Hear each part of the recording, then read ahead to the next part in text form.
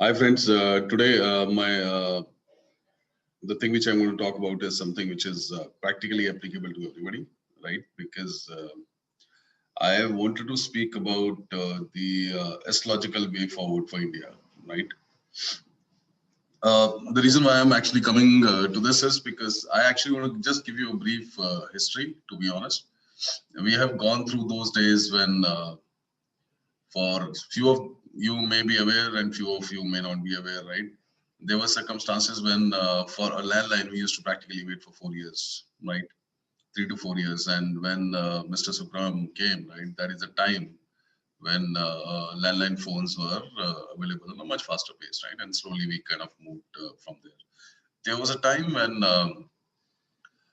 industrialists used to spend practically 90% of their time to get a license to manufacture something, right? And the quantities were considered, pricing was something which was, I'm not sure because I don't think pricing was anyway mentioned in that part, but it was a license to produce, right? So even if you have capital, you have land parcel, you have factory, but you couldn't produce because government used to give you a license, right? There was a time when Maruti 800, if I remember, it was 1984, if I remember correctly, right? The price for Maruti 800 in the initial phase was, I guess, around 37,000 rupees, right? Or maybe like 50,000, somewhere around that, 35 to 50,000 rupees, right? And the black which we used to pay, because delivery period was almost like 1.5 years, right? And the black which was supposed to run at that time was almost this equivalent amount, even slightly higher than that. Because if I remember correctly, one of my teachers actually bought one Maruti at that time, and she paid almost like 54,000 rupees as premium to take that vehicle. Okay, so why I'm saying these things because personally speaking, I'm a very firm believer. Okay, firm believer in the sense that yeah, we should put efforts and things will become normal. It's maybe a difficult time for some time, but it can't remain forever, right? Same thing happened with India. We have seen those days, and then 1992, the budget by Mr. Manmohan Singh, right, which obviously disbanded a lot of stuff, right? And then the next government came, which was Mr. Vajpayee. They gave us a vision, and afterwards, second term, first term, Manmohan Singh ji were pretty good. I'd say very reasonable. Second term, he could not perform up to expectations, but post that, Mr. Modi came and he actually gave a altogether different vision for India. To be honest, there's certain things which we were neglecting. I'll say not neglecting, but we were not acknowledging, and that is something where we actually focused a lot, to be honest, which was international relationship, our value system, which is basically your Ayurveda, astrology, putting up the system in place, because unless you have the back end systems in place, you can't expect a sustainable growth, right? Because during those periods, to be honest, history, there was a lot of I've seen it. I've seen it in the sense that I haven't completely seen it, but yeah, I've heard, and few things I've seen, few things surely I've seen, right? So the incense of saying this thing is because one thing which we always underestimate about ourselves, right? About ourselves, I'm saying not only personally me or somebody, but it is about India, to be honest, right? That is the understated capability of India and the Indian people, right? To fight and come back. We have seen those days, we survived and we continue growing, right? And now COVID obviously has impacted a bit. I don't deny that. But on the other side, I'll always say the leadership which is there currently, to be honest, is much better than the previous ones, possibly, right? Because of exposure, because of XYZ reasons as well. I'm not saying that the previous ones are bad or the current one is good, but obviously, in terms of vision, in terms of the effort and the focus, the amount of effort, focus, vision which his current government is giving, I personally believe that is a pretty strong kind of vision, because that is something which, in my personal opinion, will take us almost like 15, 20 years forward, right? Without any kind of hindrances in terms of the structure, because you need the back end structure to sustain the future growth, right? So my intention currently today is I actually wanted to discuss the horoscope of India, to be honest. And how do I see at least the next 25, 30, 35 years, right? And how things are going to shape up, okay? One thing which I'll say, I'm not too happy, to be honest, per se, because the time, because India has the liberty, I'll not say liberty, but India has the flexibility in terms of choosing the date of independence to an extent, right? And I personally feel that is the time we did make certain mistakes, right? Because the time of birth for India as a country wasn't great, okay? But surely, because God is always kind, so I guess a lot of things have fallen in place afterwards, and I guess they're going to be much, much, much better going forward, right? I'll tell you, I'll share the horoscope of India, and probably I'll take some time to kind of explain and then see how my assessment or my analysis is going forward, right? Just give me a minute, I'll just share the chart.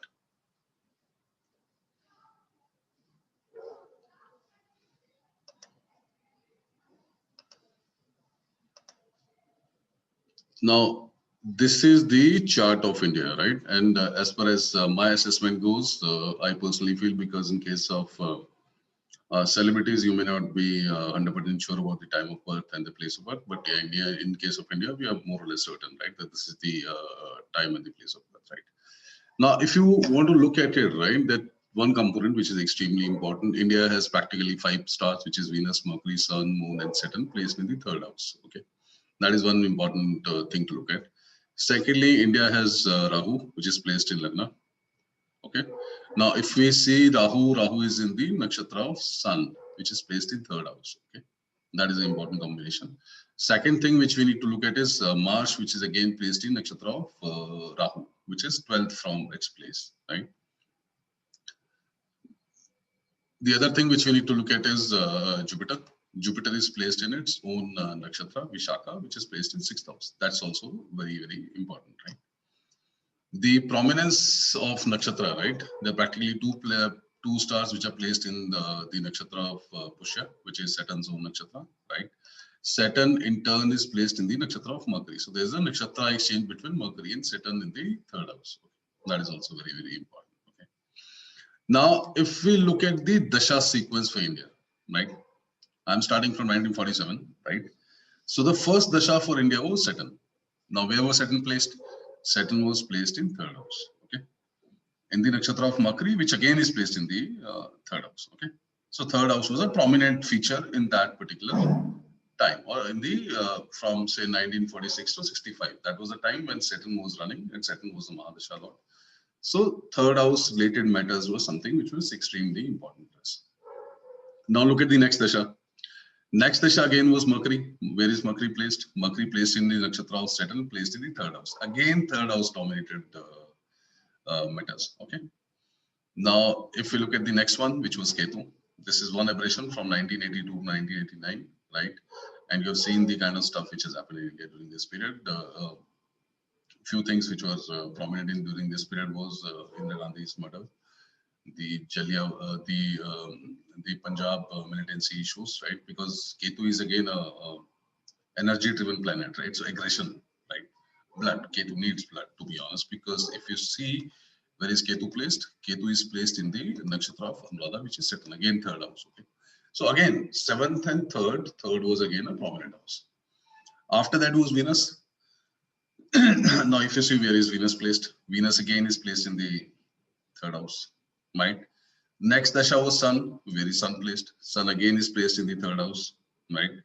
After that, which is the dasha, which is Moon. Where is Moon placed? Again placed in the third house. Okay. So till 2025, which was September 2000, which is 2025 September. Okay. India is placed in the India is running the dashas of the planets which are practically placed in third house or related to third house. Now, third house is what? Third house is the house for communication. Third house is the house for effort, bravery. Third house is again a house which is very, very important for your siblings, right? Sibling in the sense, younger, elder, whosoever it is, right? Third house matters is something which is not known for money, okay? Third house is not money. Third house is not prosperity. Third house is not recognition, okay? Third house matters is primarily two, I'll say primarily two things which third house gives. One, effort, and second, the most important one, right? Which is the capability to get up and work, get up and fight back. Okay. And there's one thing which is very, very extremely important, right? And everybody says, to be honest, that Indians are probably people who can fix a lot of things. Fix a lot of things in the sense wherever it is micromanagement, Indians can be very good in. Okay, when it is macro, because macro, my understanding always needs a bit of exposure as well, right? So Indians were not practically that good in that part, right? Exceptions always, and I'm not saying, but general tendency of the people, right? But if you ask anybody to kind of work on something and find a solution, something like pharmaceutical, I'll say Indians are very good in making tablets, but they are very weak in making chemicals which is bulk, right? Indians in IT sector as well. I guess Indians are pretty good in coding because that is intricacies, getting into details, right? But if I say a visionary product, probably Indians they have started improving. That's a different issue, but obviously they were not too good in that, right? Say textiles, India cannot produce in millions, but yeah, they can be very good designers because that is something which they can work very well upon, right? Because they can get into nitty-gritties and find the solutions of things, right? Now, this dasha, which is the last dasha for the house number 3, okay, which is the house of efforts, that dasha is going to end in September 2025. Okay? And whenever the dasha ends, practically 1 year before that dasha, right, things actually start falling into place. Okay. Now, one very peculiar thing which we need to see: India is running currently the dasha of moon, and simultaneously, our prime minister is also running the dasha of moon. I may not be 100% sure about the extent in the sense that when the dasha started and when the dasha moved out, to be honest, because my understanding based on the data, even if data is misplaced in the sense by a few hours or even days, the dasha practically will be the same, right? So that way, moon is the current Mahadasha for him as well and for India as well, right? That is one coincidence which is important, okay? So now we are in the moon dasha, which is till September 2025. The last Antardasha, which is going to be there, is practically sun, which is going to be starting from March 2025, right? So till March 2025, we are going to be putting up a structure in place, which is again third house. But if we look at the nakshatra lord of moon, right? Moon is again placed in the nakshatra of Saturn, right? So Saturn is, which is again structure, system, because Indian systems, technically, my understanding, because I've seen multiple systems, say even banking, right? Indian banking system is very, very strong, to be honest. I'll say rate in the top 2 or 3 banking systems in the world, right? In terms of risk metrics and kind of stuff, right? I don't think we have seen a system, seen something where probably we are looking at defaults of different banks to an extent which we have seen, say 2008 in US, right?